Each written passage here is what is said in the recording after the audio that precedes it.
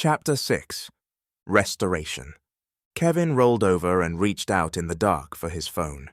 Feeling wide awake, his mind was on only two things: the katana and coffee. All night he struggled to sleep, but since being cleared by the doctors and his wife, Kevin thought of nothing else. Today he would finally start his katana restoration. Well, that is the next stage, having snuck out of the house before Mary was out of bed the day before to get it soaking in white rust remover.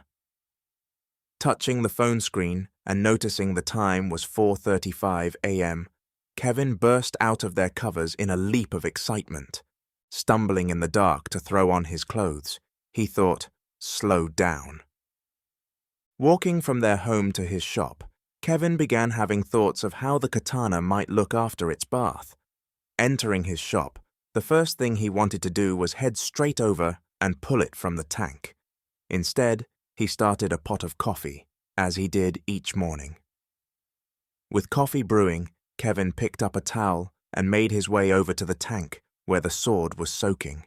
Slowly, he pulled it from the liquid. With every inch that exposed itself, Kevin felt like the excited child who had gotten his first bike.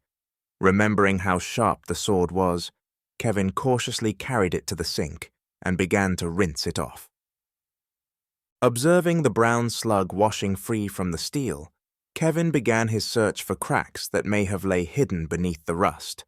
Pleased with not spotting any obvious cracks in the steel, he started wiping it dry. Not believing he could get more excited, his fingers ran over the rusty bump he had noticed when first unboxing it. "Is that a flower?" he thought, rubbing more rust free. Eager to find out, Kevin began thinking about what his next step should be. Knowing he could shine it up fast with the use of his sanding machines, he also understood there was a much greater chance of taking off too much and damaging the blade. The other option was hand sanding, which was much like how the blade was formed the first time. Though it could take days, he chose the safer method of hand sanding. As Kevin tightened the knobs of his knife vise, it clamped down on the tang while the blade was supported by a long shelf. He admired its curve with it laid before him. Imagining the beauty that lay beneath the remaining rust, he wrapped sandpaper around a flat piece of steel and sprayed the sword with soapy water. The instant the sandpaper touched the steel, Kevin was lost in his work, focusing on each stroke to ensure the crisp line didn't get rounded over. After a few hours, the sword began to shine, and the surface became much like a mirror. With most of one side rust-free, Kevin began working on the flower engraving with smaller tools and segments of sandpaper. "Hey, I've calling you, but your phone just keeps ringing. You coming to bed?" Mary asked. Startled by her voice, Kevin stopped sanding. "What?" he asked. "I asked, are you coming to bed? God, we should have had your hearing checked while at the hospital."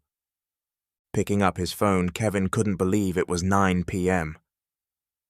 "That can't be right," Kevin softly said in disbelief. Mary walked over, placing her hand on his shoulder. "What can't be right? Are you feeling okay?" Yes, it's just..." "Oh, never mind. I'm ready. I'll be in after locking up," Kevin said, not wanting her to worry that he couldn't remember the last 12 hours. Since most of his time that day was sanding the sword, there wasn't much to do to close his shop for the night, and he was in bed shortly after Mary. Giving her a kiss goodnight, Kevin rolled over and began thinking about what might have happened. However, the only thoughts he had were of the sword. Waking up a few hours later to Mary's surprise, Kevin was not in bed. After a short search, she noticed his shop light on and walked out to investigate. "So, you don't even put clothes on anymore when you go to work?"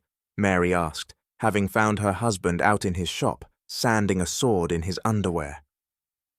After a few seconds with no response, she asked once again, slightly louder than before, "You don't wear clothes to work anymore?"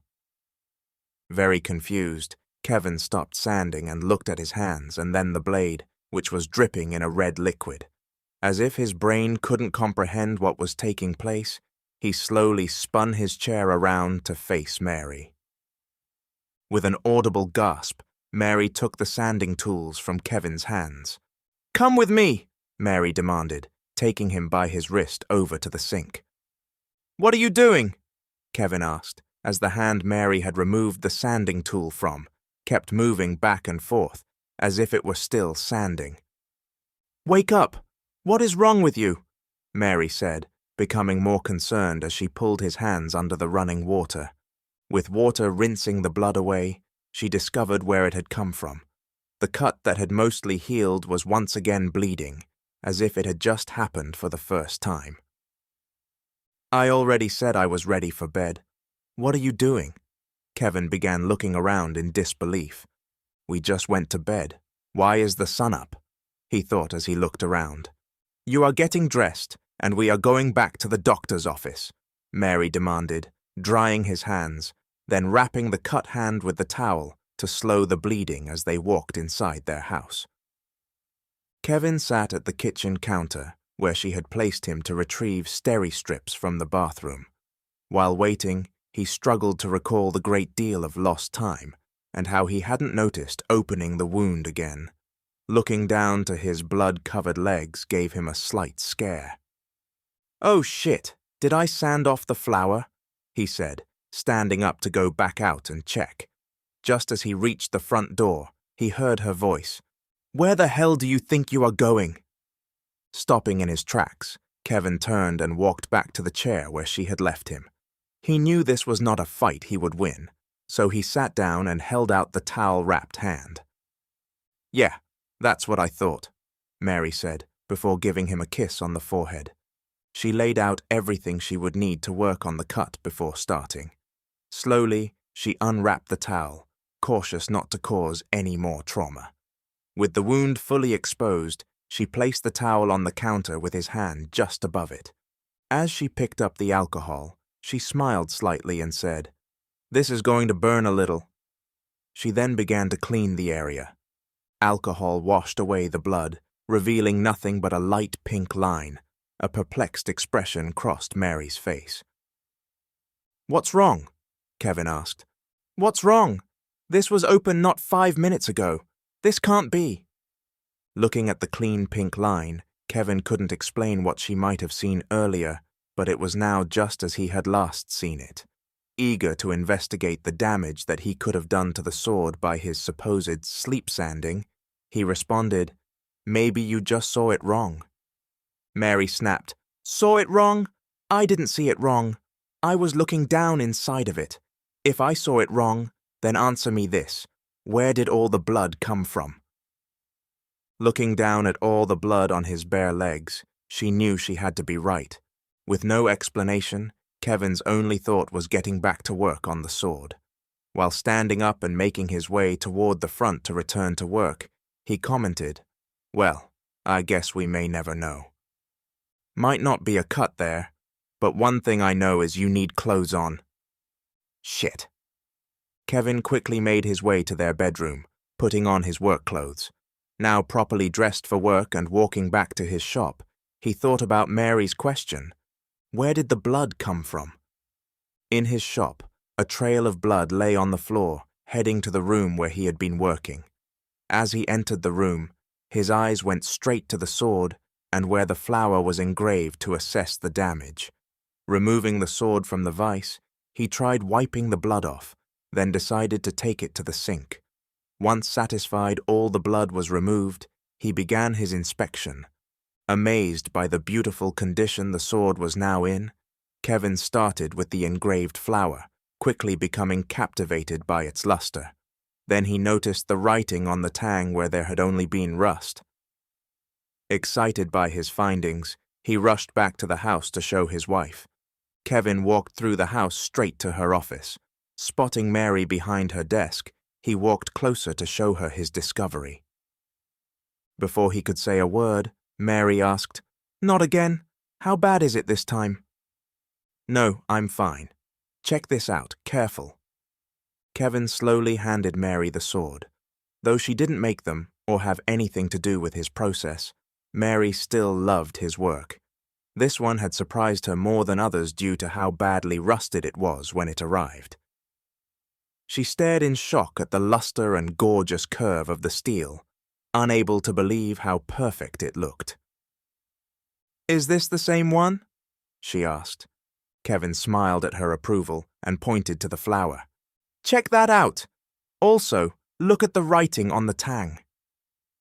Rubbing her finger over the flower engraving, Mary couldn't believe how slick it was. Sliding her fingers up to the tang, she ran her fingers over the old signature. "What do you think it says?" "Sengo Ishioka, 3rd day of Rishon," Kevin confidently replied. Puzzled, Mary asked, "Did you look it up or something?" "No, I just read it." Just then, Kevin heard the words coming from his lips, and how crazy it sounded. He had never been able to speak Japanese, especially that from hundreds of years ago. Handing the sword back to him, Mary began typing on her computer. A minute later, she turned the screen towards him and asked, "What does that say?" It was that day's newspaper, written in Japanese. Looking to the screen, Kevin began to read it, to both of their amazement. Japan is not a small country. Although Japan is sometimes compared in size to a state such as California, it is probably better to think of it in national terms. "That is remarkable," Mary said. "What the hell?" is that Kevin could say. Mary beamed. "I've heard of people coming out of comas speaking other languages or playing instruments they never had before, but I didn't think I would ever experience it. This is remarkable." "Yeah, remarkable. How the hell did this happen?" Kevin remarked, confused and worried about what was happening to him.